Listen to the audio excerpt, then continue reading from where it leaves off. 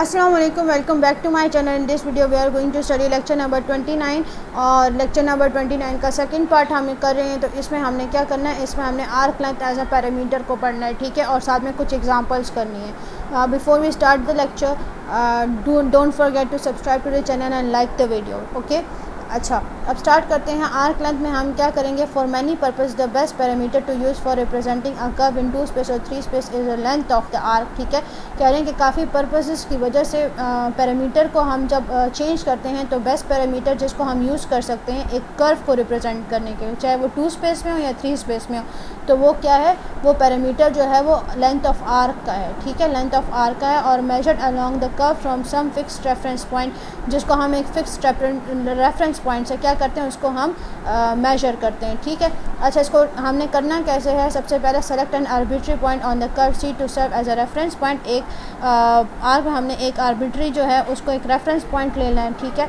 और फिर क्या करना है, स्टार्टिंग फ्रॉम रेफरेंस पॉइंट। अब रेफरेंस पॉइंट से स्टार्ट करते हुए हमने क्या करना है, हमने एक डायरेक्शन चूज़ करनी है उस कर्व के अलोंग, जो कि एक पॉजिटिव होगी, दूसरी जो है वो नेगेटिव होगी। अब ज़ाहिर है हम कोई भी कर्व ले लें, ठीक है, या ये वाला कर्व ले लें, इसमें जब भी हम एक पॉइंट को चूज़ करेंगे तो इसमें हमने एक साइड को लेना है पॉजिटिव डायरेक्शन और दूसरे को हमने लेना है नेगेटिव डायरेक्शन में। ठीक है, if P is a point on the curve, अब फॉर एग्जांपल यहाँ पे ये पॉइंट है कर्व पे, ठीक है, at s be the signed arc length, और एस जो है वो साइंड आर्क लेंथ है along C from the reference point, वो रेफरेंस पॉइंट से उसकी आर्क लेंथ है। ठीक है, तो हम क्या करेंगे, हम इसको अब वो कर लेते हैं, एस इज इक्वल टू 1 हो गया, यहाँ पे एस इज इक्वल टू 2 है, यहाँ एस इज इक्वल टू 3 है।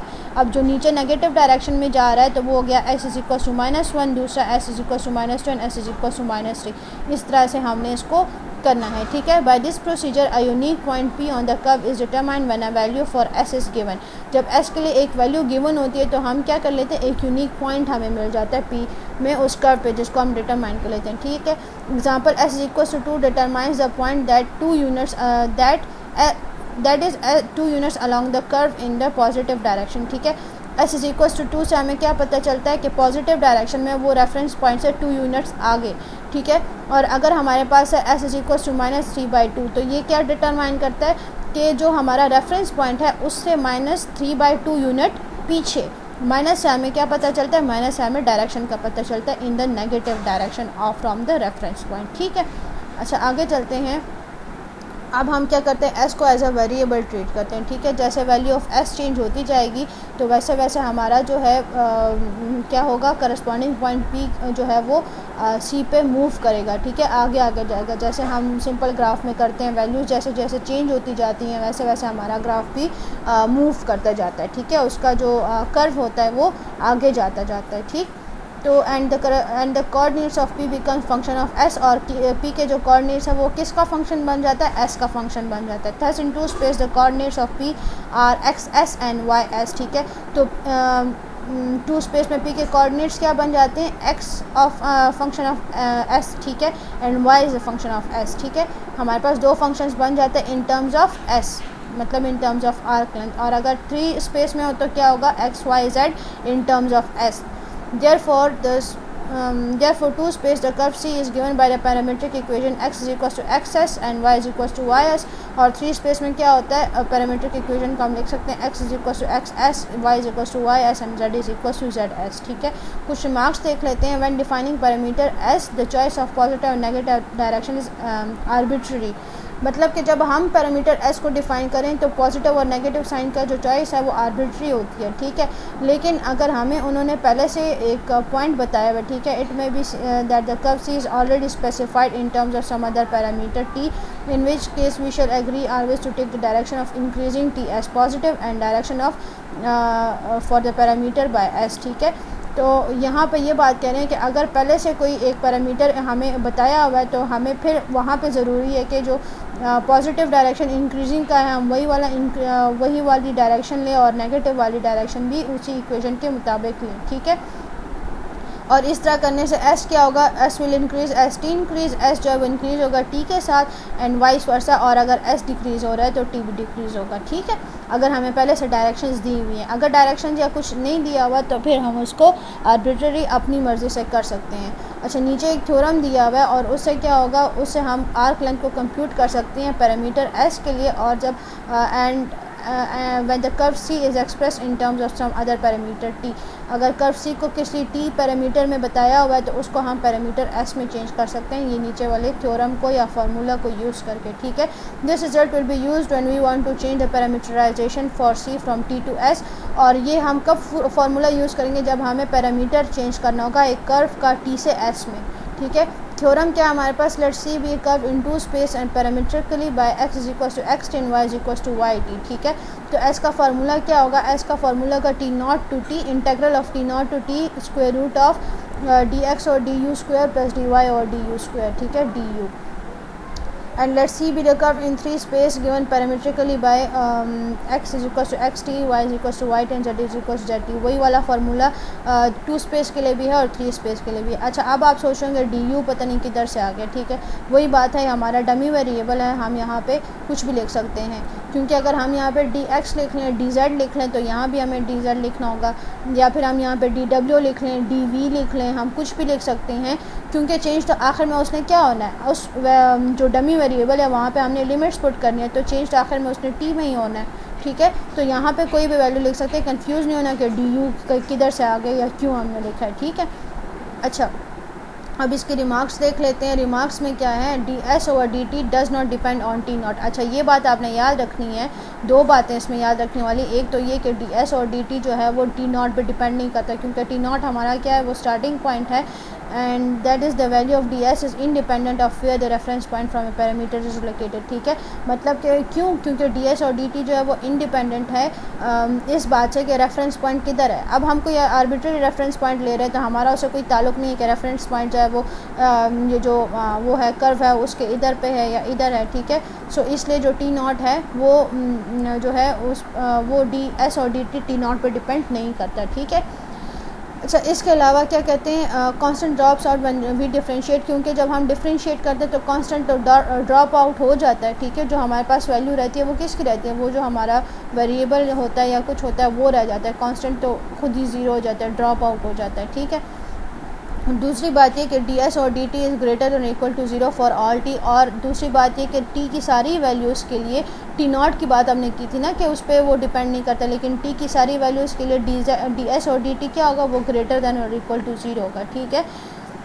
This is also to be expected since s increase with t, और एस जो है वो टी के साथ इंक्रीज़ होगा, टी के साथ डिक्रीज़ होगा, ये बात भी आपको याद रखनी है, ठीक है। If the curve C is smooth then it follows from 15a and 15b that D S और D T is greater than 0 for all T. वही बात कर रहे हैं कि अगर कर्व हमारा स्मूथ है तो डी एस और डी टी जो है वो क्या होगा, वो ग्रेटर दैन और इक्वल टू 0 होगा सारी टी की वैल्यूज़ के लिए, ठीक है।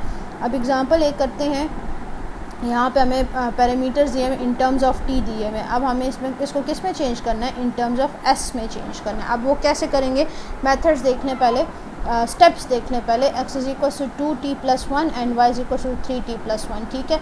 सबसे पहले तो हम t को किस में चेंज कर देते हैं, u में चेंज कर देते हैं, सही है। तो ये हो जाएगा x is equal to 2u। आप यहाँ पे कुछ भी डमी वेरिएबल्स लगा सकते हैं, यहाँ पे आप लगा लो 2w लगा लो, ठीक है। तो ये हो जाएगा 2w+1। तो यहाँ पे आप dx और du की जगह क्या लिखोगे, dx और dw, ठीक है। आप इससे कोई फ़र्क नहीं पड़ता, इसमें कंफ्यूज नहीं होना, पता नहीं u किधर से आके, जहाँ पे आपका t वाला वो यूज़ हो रहा है क्योंकि हम डिफ्रेंशिएशन कर रहे हैं, तो यहाँ पे u की जगह हमने क्या लिख लिया, सॉरी t की जगह हमने u लिख लिया, ठीक है। तो ये हो गया 2u+1 and y is equal to 3u-2, ठीक है। क्योंकि t को हमने आगे लिमिट्स में यूज़ करना है तो इसलिए हम t को यहाँ से चेंज करके u लिख रहे हैं, आप कुछ और भी लिख सकते हैं, ठीक है। तो dx और du क्या हो गया 2 एंड dy और du क्या हो गया 3, ठीक है। We see that the reference point 1 and -2 corresponds to t is equals t naught is equals to 0, ठीक है। अब ये जो 1 और -2 वाले रेफरेंस पॉइंट्स हैं, ठीक है, यहाँ पे ये 1 और -2 का हमने रेफरेंस पॉइंट ले लिया, ठीक है। तो ये किसको करस्पॉन्ड कर रहा है, t is equal to t naught, और टी नॉट क्या है, 0 है, ठीक है। तो हमने क्या करना है, अब s इज इक्वल्स टू हमने क्या इंटीग्रल लिखना है टी नॉट टू टी, और फार्मूला लिख लेना है पूरा। उसके बाद हमने क्या करना है, d is equals to t naught to T square root of 13 हो गया हमारे पास, ठीक है। स्क्वायर रूट ऑफ 13 कैसे हुआ, क्योंकि यहाँ पे हमारे पास क्या आया था 2 का स्क्वायर, ठीक है, प्लस यहाँ पे क्या आया था 3 स्क्वायर। तो ये कर देखें 2 स्क्वायर प्लस 3 स्क्वायर क्या बनता है, 2 2 ज़ा 4 एंड 3 3 ज़ा 9, 4 + 9 13, ठीक है। तो ये हो गया integral from t to t naught to t √13 du, ठीक है। तो ये हमारे पास हो गया 13u और हमारे पास लिमिट्स क्या आ गई, u = t एंड u = 0, ठीक। यहाँ पे हमारे पास जो है ये 0 आ जाता है। तो अब हम अगर इधर वैल्यूज़ पुट करेंगे, इंटीग्रेट हमने कर लिया, ठीक है। ये जो u है ना ये उसके बाहर आएगा, ठीक है। तो ये हो गया 13t, ये हमारे पास आंसर आ गया। अब इसलिए हमारा जो t है वो क्या हो गया, अब ये जो 13t आया ये क्या हुआ, s = 13t आया ना, तो हम इसको लिख सकते हैं कि s/13 = t, ठीक है। तो हमारे पास t की वैल्यू क्या आ गई, इन टर्म्स ऑफ आर्क लेंथ जो है वो आ गई s/√13, ठीक है।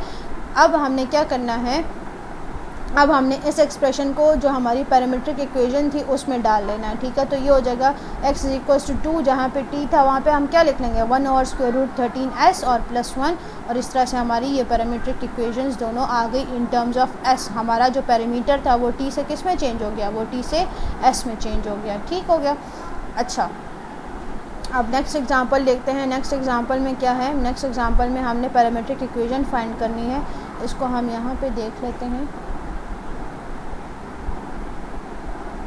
x = a cos t and y = a sin t, ठीक है। और t हमारा क्या है, वो 0 से 2π के बीच में है। अब इसकी पैरामीट्रिक इक्वेशन हमने फाइंड करनी है। तो हमने क्या करना है, x = a cos t है, y = a sin t है।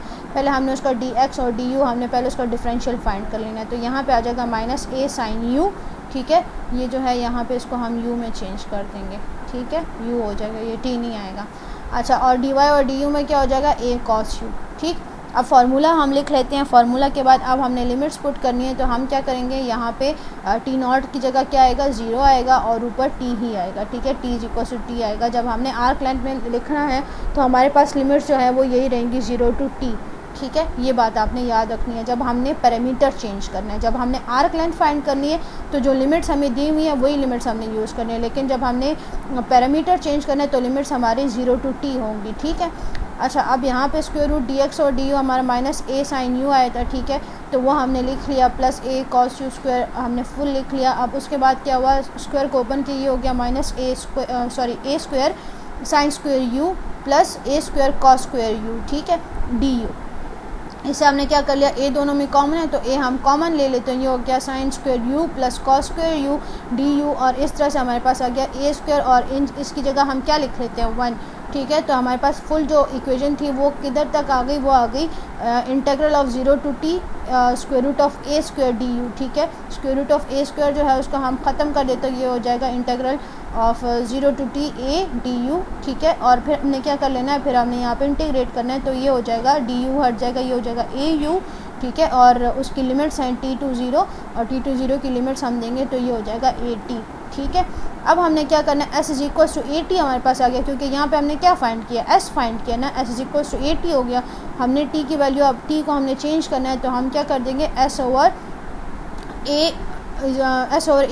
t, ठीक है। t = s/a हो जाएगा हमारे पास, s/a। और लिमिट्स हमारी क्या थी, t की लिमिट्स थी इन फ्रॉम 0 to 2π।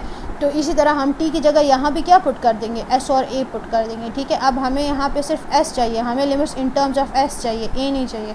तो हम क्या कर लेंगे, a को मल्टीप्लाई कर देंगे सबसे, यहाँ पे a मल्टीप्लाई होगा तो 0 आएगा, s और a के साथ a मल्टीप्लाई होगा तो क्या आएगा, a कैंसिल हो जाएगा, s रह जाएगा, और 2π के साथ a मल्टीप्लाई करेंगे तो ये आएगा 2πa, ठीक है। तो इस तरह से हमने क्या करना है, इस तरह से हमने पैरामीटर्स को चेंज करना है, ठीक। अच्छा, आगे देखते हैं। अब ये वाला जो वो है क्वेश्चन है, ये आपने ख़ुद करना है। मैं आपको बता देती हूँ सिर्फ कि यहाँ पे हमने क्या करना है, यहाँ पे आर्क लेंथ फाइंड करनी है, ठीक है। तो आर्क लेंथ जो है वो आपको फाइंड करना मैंने बता दिया, आपको लिमिट्स यहाँ पे दी हुई हैं, ठीक है। पहले आपने फार्मूला पुट करना है और लिमिट्स आपके पास 1 2 3 आएगा। पहले आपने डिफ्रेंशिएट करना है, फिर उसका स्क्वायर लेना है, उसको सॉल्व करके फिर आपने क्या करना है, डिफ्रेंशिएट करके उसकी लिमिट्स दे देनी है और आपके पास 28 आंसर आ जाएगा, ठीक है। इसको आप खुद करने की कोशिश करें। अब नेक्स्ट में कह रहे हैं कि D R over D you हमने चेन रूल से क्या करना है, कैलकुलेट करना है, ठीक है। आर की वैल्यू हमें दी हुई है और टी हमें दिया हुआ है कि यू स्क्वायर है। अब हमने इसको चेन रूल से करना है, तो इसको भी करके देख लेते हैं। ये देखें गिवन वेक्टर हमारे पास क्या है, R is equal to E T I plus 4 E power minus T J, ठीक है। और हमने डी आर और डी यू कैलकुलेट करना है चेन रूल से, और टी की हमें वैल्यू दी हुई है कि टी की वैल्यू क्या है, यू स्क्वायर है, ठीक। अब हमने क्या करना है, डी आर और डी यू फाइंड करने के लिए हम क्या करते हैं, हाँ हम उसको करते हैं D R over D T और into D T over D U, ठीक है। ये हमारा चेन रूल का फार्मूला होता है। तो हम इन दोनों को डिफ्रेंशिएट कर लेंगे, ये हो जाएगा D R over D T और यहाँ से हमारे पास D T over D U आ जाएगा, ठीक है। डी ओवर डी टी क्या आ गया हमारे पास, ये आ गया ई T I minus 4 E power minus 1, ठीक है। डिफ्रेंशिएट करना आपको आना चाहिए।